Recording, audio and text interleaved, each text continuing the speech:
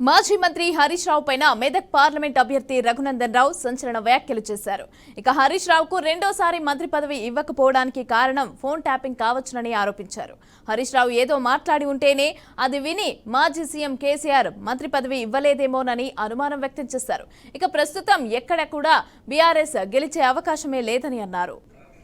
ప్రతి మండలంలో ప్రతి ఊర్లో ఒకళ్ళు ఇద్దరు నలుగురు గుర్తుపట్టుకుంటారు. ఎందుకంటే నేను ఇయ్యాలనే సూట్ కేసులు ఉనికిపోయి సీటు కొనుక్కొని రాదు.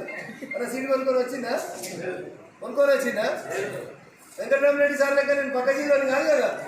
నేను ఇందాకనే చెప్పినా కదా, నీ ఇంట్లో పిల్లలు ఉంటే నీకు సుఖం, పక్కింట్లో పిల్లలు ఉన్నావు అనుకో, ఊకే పోయినావు అనుకో, ఆ ఇంట్లోకి అనుమానం వస్తుందా రాదా?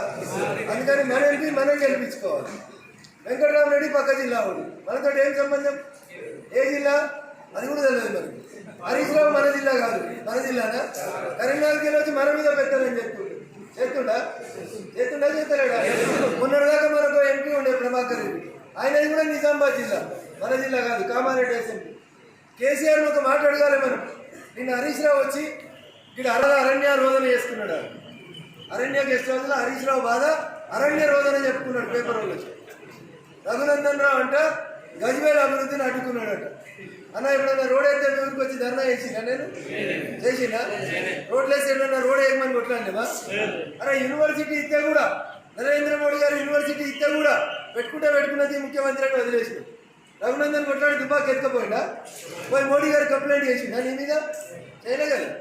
గజ్వేల్కి రైలు ఎవరు ఇచ్చిర్రు? ఎవరిచ్చిర్రు? ఎన్నేళ్ళ రైలు కావాలని 30-40 ఏళ్ళ నుంచి అనుకుంటున్నాం.